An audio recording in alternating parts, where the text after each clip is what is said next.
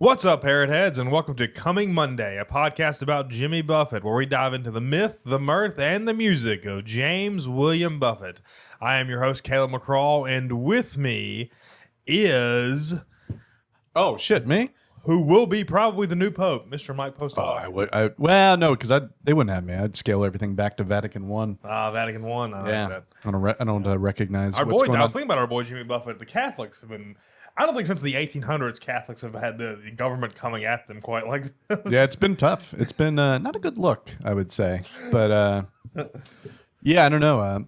Honestly, having grown up Catholic, I've been looking into Eastern Orthodox. Ooh. I might. They're devout, Jerry. I might be switching You are over. Greek, so that Yeah, is yeah, the Greek thing. Orthodox. I think I might be in the process of converting. There's an Orthodox church like down the road from my house.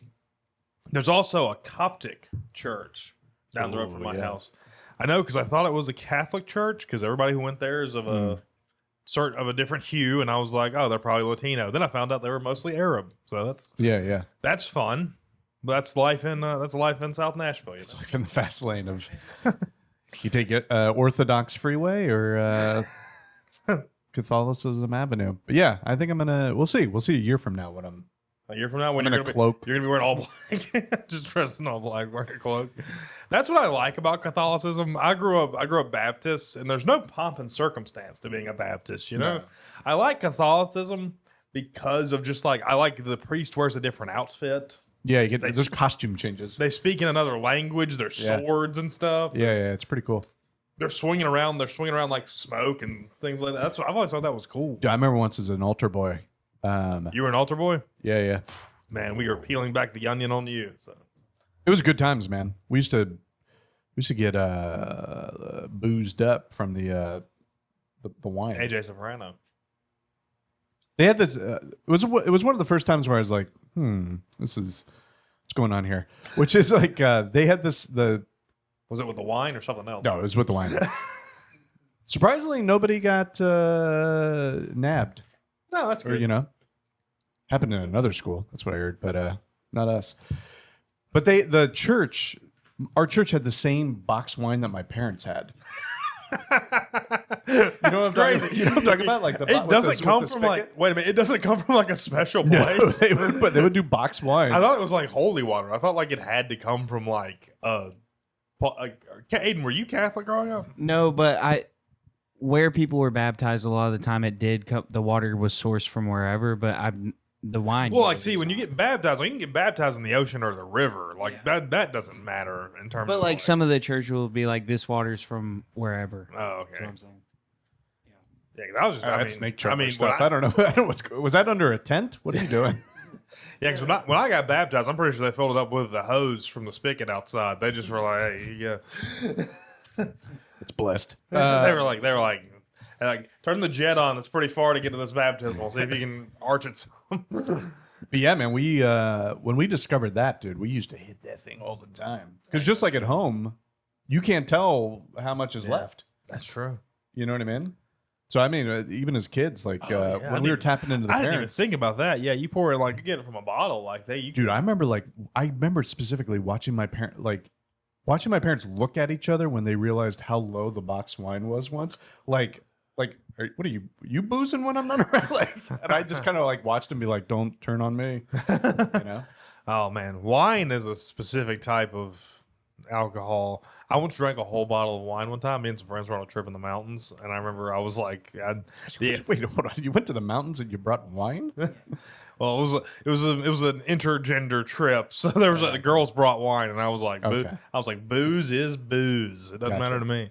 I remember I was in the hot tub, and I remember I was just like, I was pounding that thing because I treated it like the same thing as like beer. I was like, I don't know, man. I could top off this bottle. I finished it, and I remember like one of my friends looked over, and I was like in the corner, just like. You're getting drunk in a hot tub. That's living. Yeah, man. I mean, unless you're Matthew Perry, but R.I.P. R.I.P. We miss you. We miss you, Chandler. But nah, friend stinks. But Seinfeld, And baby. see, I literally- Friends stinks. A guy, and I'm not I saying hate Friends. I am a Seinfeld over Friends guy, but a guy I work with did say this. He's like, "Why do people like you're of the age where I mean you're 100, so you're of the age when like Seinfeld and Friends was like I guess the peak, yeah. was a battle. People my age have a like hard opinion about it, and I'm like, and he said that he was like, why do people our age care? And I was like, you know what? I don't know. I don't know like why I feel the need to have a stance on this. I don't think you would have liked it if you were my age because Friends was for people who like Had friends. yeah, but like didn't they're not like comedy nerds. Yeah. Like, my thing with Friends is like those aren't jokes. People are always like, oh, it had so many jokes. It's like could you be more? What? Like that's not a joke. That's just Yeah. him saying That's Matthew Perry making it funny. yeah. And then the rest of them all stink. Like he was the only good one. I feel like David Schwimmer did all right. Oh, he's my least favorite. He's your least favorite? I mean, Lisa Kudrow rules. Okay, let's do it. Let's list the cast of Friends. We're doing it. Blind ranking. I'd rather be blind. Nah, Friends stinks. I would go Chandler, Joey. No, again, Joey stinks. Like, just how you doing? That's not a joke. That's I'm like not even Mike. that's for people who go to an there are office. 6 friends. There's only so many you can choose. But that's people. Joey, those lines are for people who go to an office. And they're just like at the water cooler and like, hey, how you doing? And then they just like, you're not beating, any classic. Like throw out a classic Seinfeld line. Those are just My like father's clockwork. gay. It's not a punchline; it's a catchphrase. Yeah. So it's all catchphrases. It stinks. I'm not saying it. I would choose Seinfeld over Friends, but I just think it was funny when he was like, why does everybody feel the need to have an opinion about this? And I was like, yeah, it doesn't actually matter anymore. They're the two biggest monoliths of what used to be a thriving art form, the old sitcom. Speaking of work, I had this thing. I had to forget. I did this because I cannot lose what I saw today. I work with a guy, and he made a sandwich, and he ate the sandwich vertically, like 2 pieces of bread like this, like it bit into it like it was a taco, but it was like it's like this. Yes, like that. No, I mean he bit into it like. I'm trying to think about how this is going to be crazy. Can you get this freak on the air? I mean, Use the coasters. Yeah, so he did like that. Yeah. Stay away from that guy. I know it was, and we were all like, "That's insane." And he was like, "No, it makes less of the stuff fall out." And I was like, "There is no way that's not- any of that is true." That's not even. That's the worst. I know. That's not even true though. Vertically, all the stuff is. Add that to the psychopath test because that's crazy. You got to smash, not split. Yeah, You're more that's- likely to split with that bite. That's than what I smash mean. down. It's like I that's get it. crazy. Like his reasoning didn't make any sense. I mean, I saw somebody once eat a hot dog from the middle, but that's worse. that's no, that's insane. But All right, it was I remember me, I but- I literally saw that and wrote it down. I was like eating sandwich vertically because I was like, I have to get, because he said it to me like it was not that insane of a thing, and I'm like, Do you have the ability to fire this gentleman? I'd let him go. I'm not sure. If I see it again, I'm definitely going to say something. At least write him up.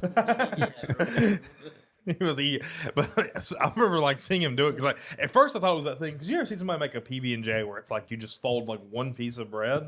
Yeah, I was like, oh, he's doing that, and then I was like, wait, that's 2 pieces. Like this is, it was insanity. I don't even know. I get like if you're like, you start this way sideways and then work to that, but he immediately started with what kind of sandwich are we talking about? peanut butter and jelly.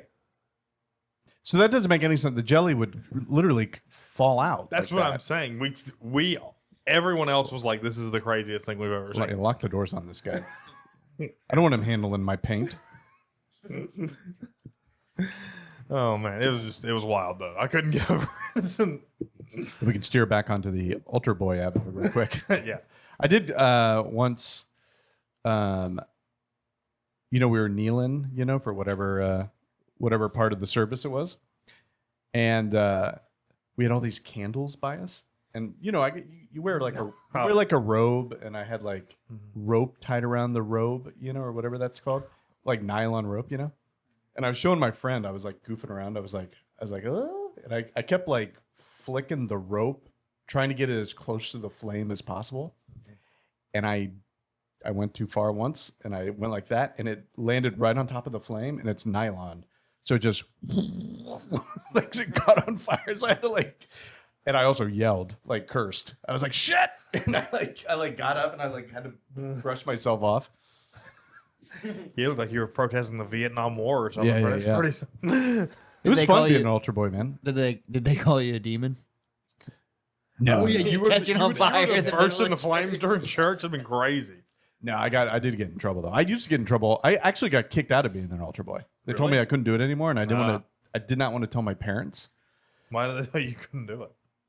because I got in trouble all the time. I mean, one, we were also drunk, hence the box wine story. But we would just get in so much trouble, and they were like, "You can't do this anymore." Then I didn't want to tell my parents, so for like the fall or whatever, on the Sundays, I would just go play basketball. Like I would leave the house. I'd be like, I got to go be an altar boy. Then I would go play. And then winter came, and I was like, all right, I'm not an altar boy anymore. That's a very Catholic thing. Is that like you're on Sundays? You're like, I'm gonna go be an altar boy, and your parents just didn't go to church, so they didn't. Yeah. Well, they went to a different time. Yeah. Oh, okay. So Yeah, they. yeah. Oh, okay. I was wondering the same thing. I was like, were they just not going and sending you? But yeah, there you go. They went like I would have to go to the early one, Oh, okay. 8 a.m. or whatever. When were the church services? What were the masses? It was like I want to, if I remember correctly, 9 and noon on Sunday. Oh, okay. When I was coming up in Yeah, church, you got to sweep the house after that. You know, Oh yeah, I got you. count the money. My roommate in college, his dad grew up in South Boston and was an altar boy in the 70s, and we don't know if anything happened. Yeah, I've seen the movie. But yeah, I've seen the movie. And Actually, multiple movies. Now that I think about it, there's like what's the one with like Brad Pitt and all those guys? Jason Patrick. It's from the 90s. I think I know what you're talking about. Kevin Bacon. Kevin Bacon's the bad guy. Ah, is this the one where they're kids and they get in trouble and get sent to juvie? Yeah. Ah, that is a good movie. Sleepers. That's it. Yeah, Sleepers. Not bad. There's another movie. There's a couple of good movies from the 90s about like, I don't know, in the 90s, Irish criminality was still pretty big. Yeah. That was like a big thing still in movies. Like there's some movie, you can look it up right now. I think it has Cuba Gooding Jr. in it, but I think Dennis Leary plays the bad guy, where it's like these guys in Chicago and they like witness a murder. And like they're on the run from like these gangsters, but all the gangsters are like Irish, so it's just very funny like watching it now because they're like we're on the south side. You know how bad this sort of town is? And it's just a bunch of dudes with like tank tops and like shamrock tattoos. Judgment Night. Judgment Night. Oh right, yeah, that's pretty good. The album for that is It was killer. Yeah, it was so good. Yeah, it's a good rap album. Yeah, Cypress Hill, House of Pain. I was in a commercial with Cuba Gooding Jr. Really? Yeah. Jeremy Piven as well. Did you say that? Wow. No, I didn't know Jeremy Piven. Zany's June 19th to 20th. My wife was like, Jeremy Piven does stand up? Dude. Can I tell you something that has aged the most poorly from Jerry Seinfeld's comedian documentary? When he's like giving that speech about like how like, oh, you know, comedy fans, you know, they don't give you any like grace, even if you're really famous. Like after about 3 minutes, they want you to be funny. Mm-hmm. That is not true. Not anymore. That may have been true in 2003 or whatever, but that is 100% not true now. It does not matter how bad you are at it. If you are famous enough, they're like, I can't believe I get to stare at the guy from Entourage. If you were on TV in the 90s for more than 4 seasons. But yeah. So, box of wine, huh? Yeah, I was thinking about have I told you the commercial? I was in the... No. Well, technically, I wasn't in the commercial. It's a spoiler alert, but... Yeah. I did find out, you know, we talked about a few episodes ago, we talked about your friend being in that commercial with who's the guy that made Thin Blue Line? Oh, yeah. Earl Morris. Earl Morris. There is a series of commercials for Chipotle where they're like a fake documentary. Mm-hmm. He is the guy that made them. Earl Morris made those? Yes. Shout out to him. Times are tough. Huh? I can't believe that has to be infuriating for him. How does this? He probably gets, honestly, he probably makes pretty good money. Yeah, he does. I mean, certainly makes more than documentaries that literally this entire city has never heard of, except for you and me. That's true. Yeah. But I was in a. I do need you to stop me if I've said this one, but I don't like it. Yeah, I was cast in a commercial that shot on the Universal movie lot. And it was huge. It was for Pepsi, and Cuba Gooding Jr. was in it. And yeah, it's just funny to think of him being. Well, it's even funnier because like the whole commercial was like, it was like life on a Hollywood, backlot, and so everybody was like kind of playing something from a movie studio, and it was very quick, and every shot was just like two people, and everybody in it, their lines were like some variation of like a famous movie quote. You know what I mean? And his Cuba Gooding Jr.'s was "Show me the mini" because it was for Pepsi minis, and apparently he needed the money. But like they were shooting me and my partner last, and I was dressed in. I want to say I was dressed in a clown outfit, but not. No, I was dressed in a clown outfit, but no makeup, and then he was dressed in a gorilla costume, but not wearing the mask.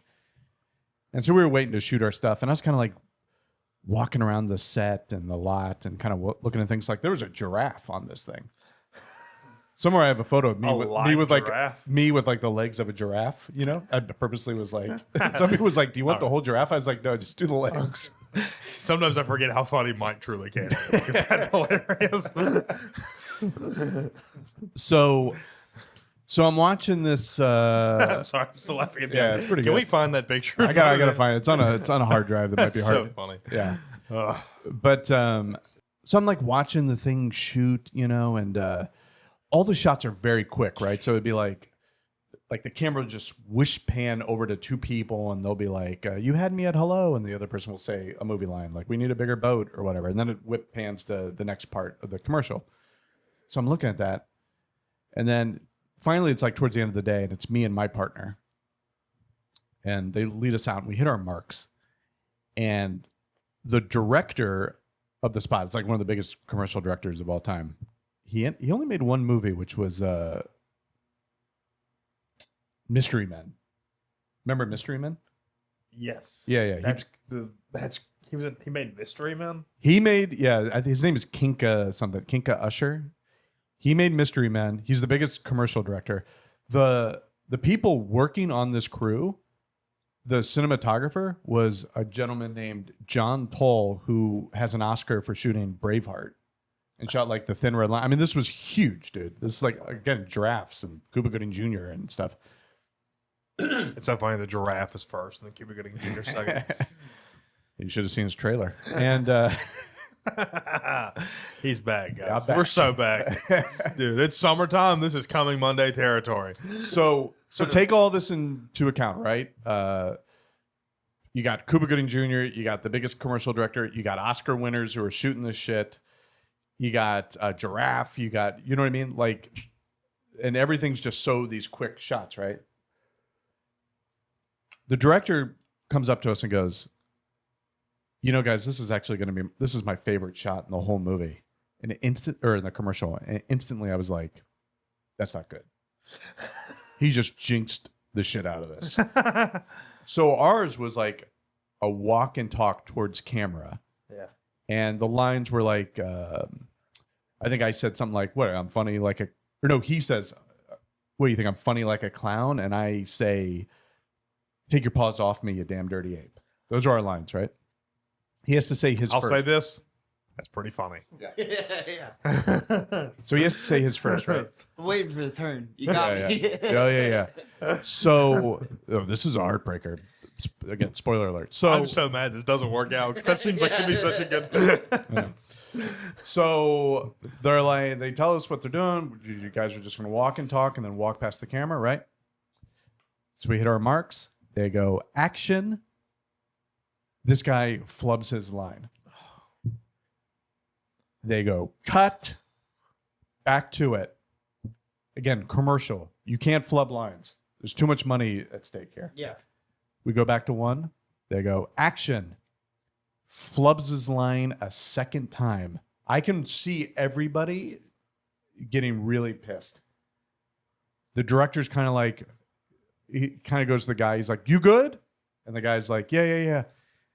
And I swear I've never done this before during like being an actor. But as we were walking back to our spots, I looked at this guy and I was like, "Get your shit together. Like, this is money. You know what I mean? Like, you got to stop screwing up." So we get back to our lines. Take 3. Action. We do it. He doesn't flub his line. I'm great, always. I was ready for I flub mine. No.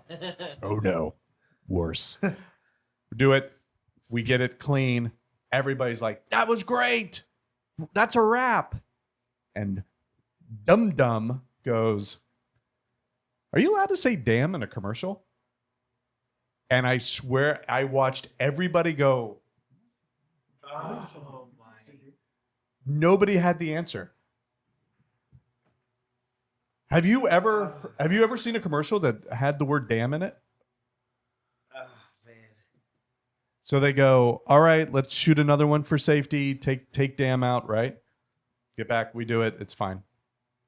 They wrap, whatever.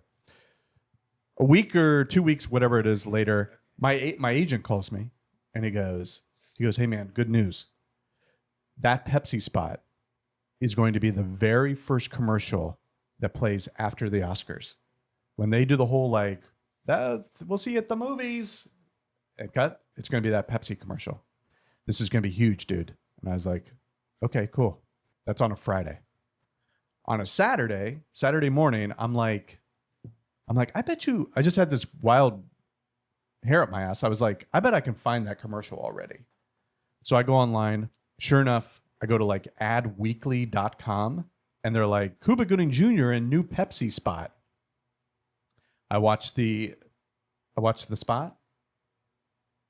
Cut out. No. Oh my gosh. That's The only people that got cut out. oh my goodness. This is crazy. I'm supposed to go to an Oscar party. I wasn't going to say anything. I was just going to sit on the couch eating nachos, waiting for the Oscars to end. And then lo and behold, look who it is. It's your boy. So Aiden. do Find you the think- commercial. Do you think what it was? Okay. Do you think what it was is that you said that? Like, do you think it would have gotten through regardless? Is kind of my question. I don't know. Two things play against me. One, the reason why I was saying everything was so whip panny and quick, Yeah. that ours was like a slow shot. It was Yeah. like a walk and talk. So it's possible that they were just like, this drags. Yeah. Everything is so quick. I think you can probably find Would it have been 98? the year. Yeah. What year was it? Because I see one from 98. It was 17 or 18. No, You think Mike is so old. no, it might have been 2018. No, it would have I been, was picturing it was. no, it's like 2017 or something. Oh my goodness. So the other thing working against me was that the word damn. So but I think because we did get a clean take of me saying without damn, that they could have used that. Yeah, So because it was the director's favorite shot. I just think it was too slow of a shot. For him to have been the director of Mystery Men, which if any of our listeners who are younger out there don't know, Mystery Men is actually what the song All Star by Smash Mouth was written for. Yeah, that's right. Yeah. So if you ever watch the video, if you're like, why is Hank Azaria in this music video? That's because it was in Mystery Men. So not only does this commercial play at the end of the Oscars, it plays for over a year. Like, it would haunt me. Like, I'd be watching TV and it would just pop up, you know? I was watching the Browns. Now, I'll say this. There's an awful lot of Cuba Gooding Jr. Pepsi commercials when you Google it, when you look it up on YouTube. Is that right? Yeah. Do Pepsi Mini. Pepsi Mini. Ah, here we go. Mini Hollywood. That's it. Oh, okay. Aiden, go ahead and play this on the bottom of the screen. Yeah, this is what I got. Inconceivable! I'm the king of the world! Surely you can't be serious. I am serious, and don't call me Shirley. I'm walking it! I'm walking it! We're not in Kansas anymore. How do you like them apples? I'm loving the dead hair right now. Thank you. Very little. I'll have what she's having. Hasta la vista, baby! Nobody puts the baby in the corner. Houston, we have a problem. You talking to me? Frankly, my dear, I don't give a Earmuffs! The giraffe got cut out too, if I'm being honest. I haven't seen him.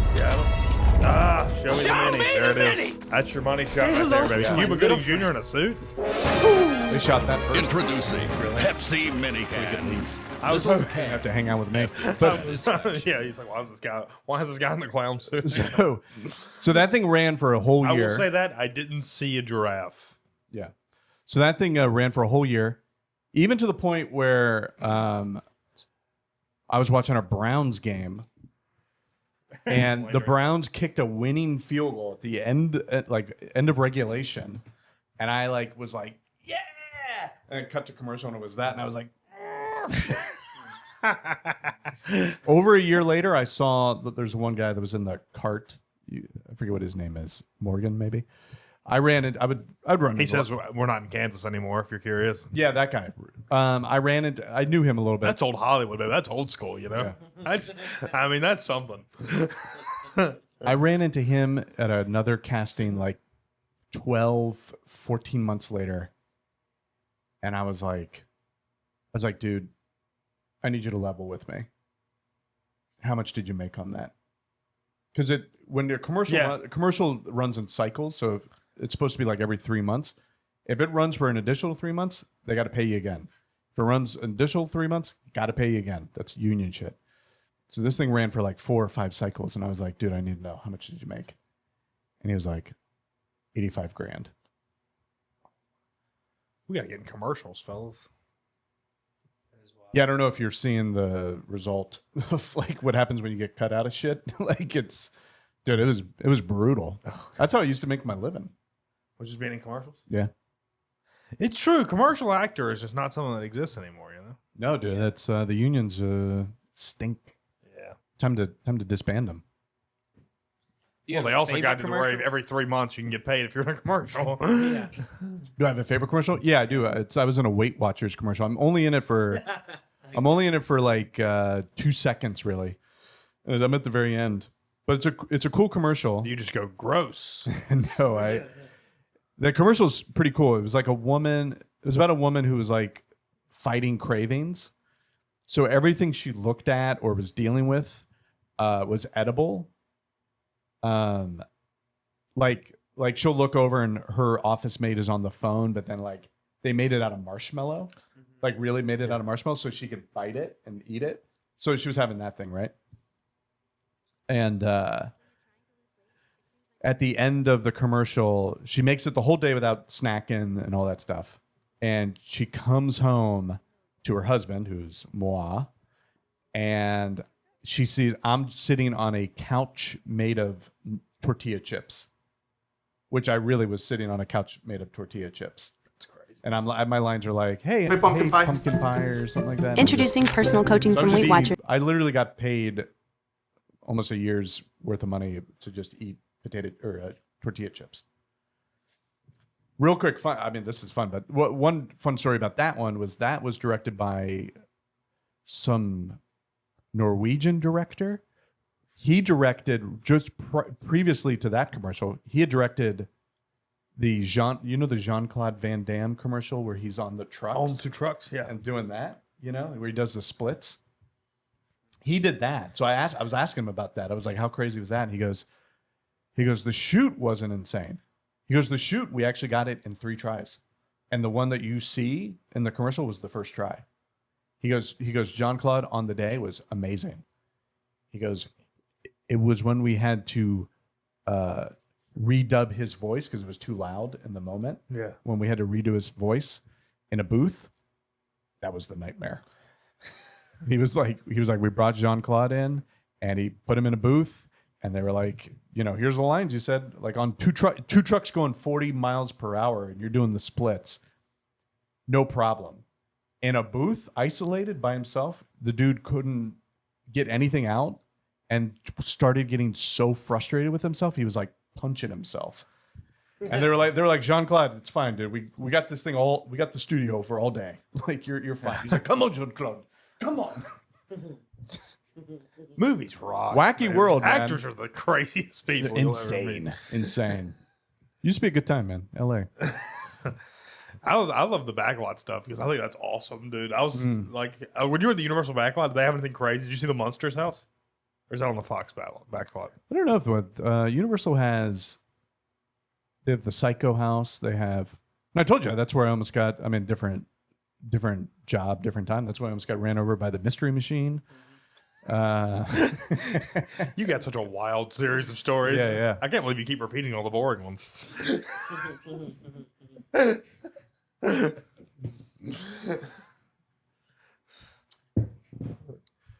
was a fun time, man.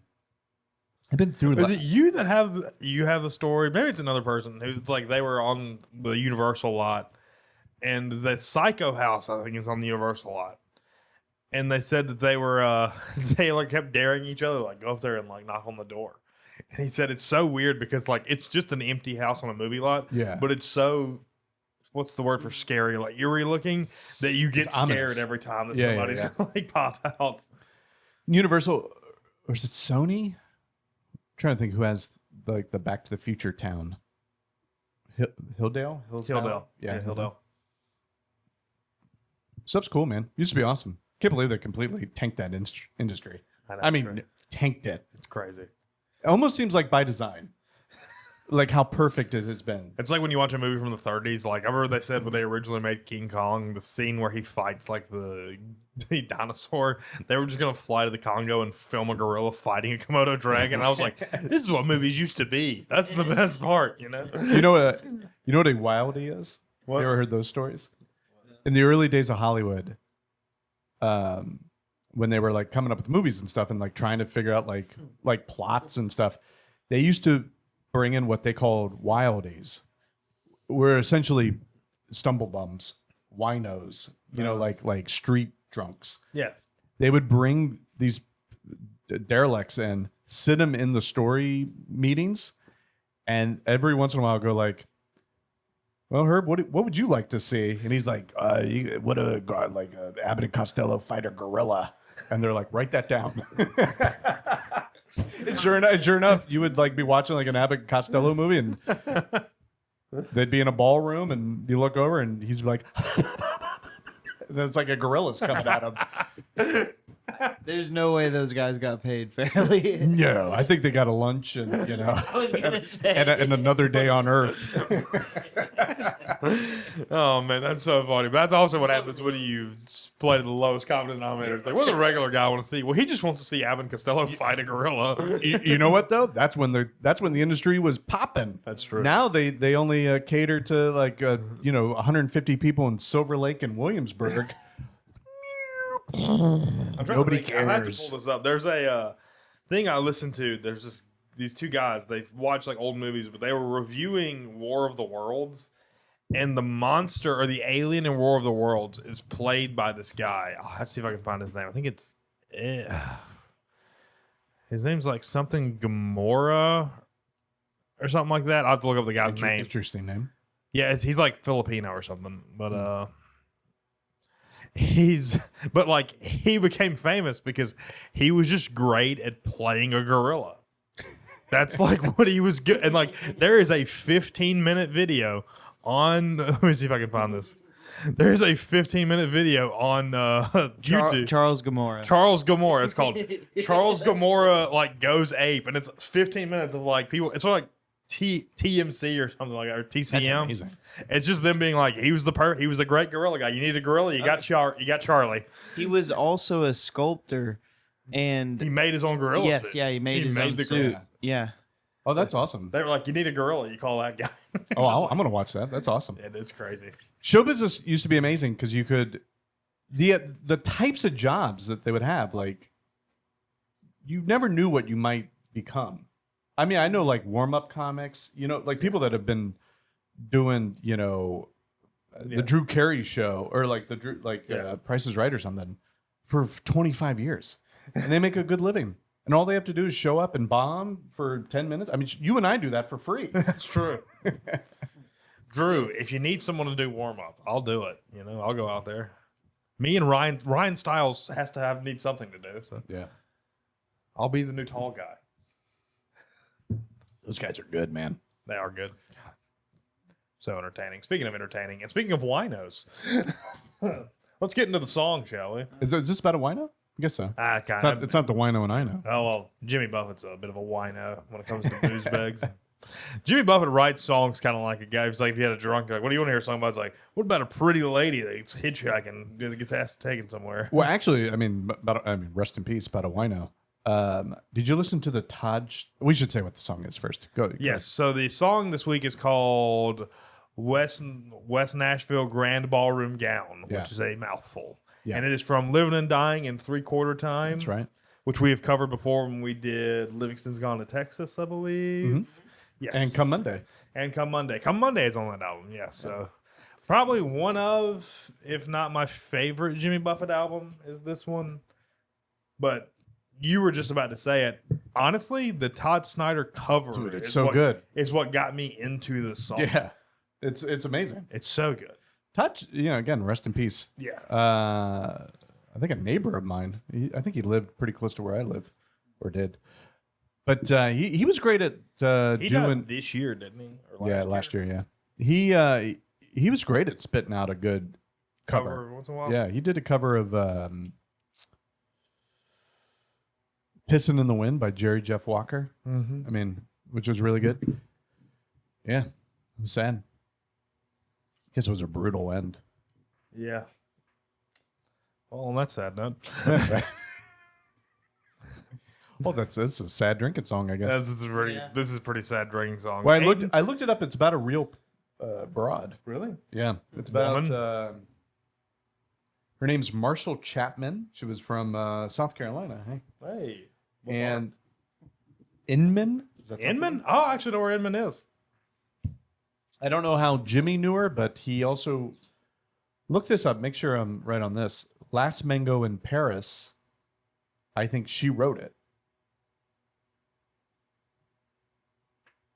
Last Mango in Paris is an album. Go to songs. Track listing. Marshall Chapman. Yep. Yeah. It was Shout out to her. Yeah, that's another really good song. Let's see. Man, I've always had a thing for when the. Oh no, she's from Spartanburg. That's crazy.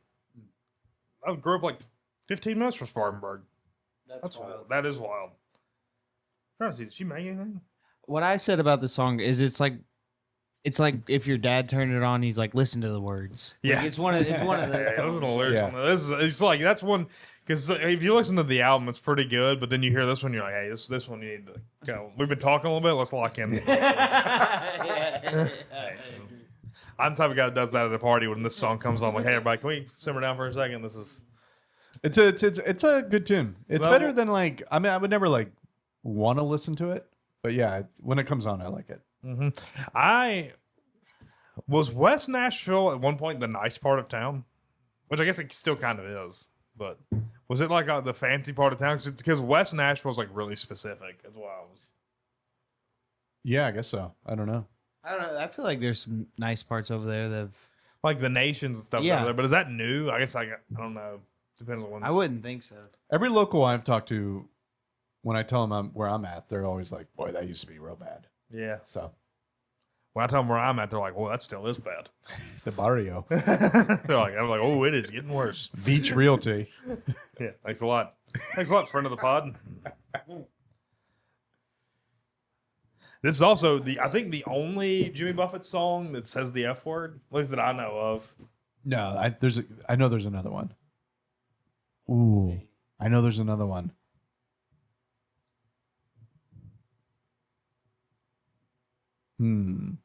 It's gonna kill me. It's gonna ruin. It's a more recent one, if that helps. What is it? Oh, okay. If it's recent, I won't know it. Cussin Island. Cussin Island. We're not. I don't think we're doing that one anytime soon. Sorry. Rest in peace, Jimmy. That sounds like a stinker. Later stuff. That is crazy. I don't really get into the later stuff as much. 2020 is one. Tough year. Rough year for all of us. I don't think Todd Schneider's covering that one anytime soon. I don't think he's covering anything pretty anytime soon. He was covered. Off of the album Life on the Flip Side. Yeah, this song covers a lot of stuff too. It's like got domestic abuse. It's got all sorts of stuff. Got all sorts of stuff. I will say, he says they took them 6 hours to get to Cincinnati. I will say, if you Google how long it is to Cincinnati, it's 6 hours. They were hauling, dude. They must not have stopped for a bathroom break or anything. Yeah. Probably because that woman fell asleep in the car. She didn't have to stop every 2 hours.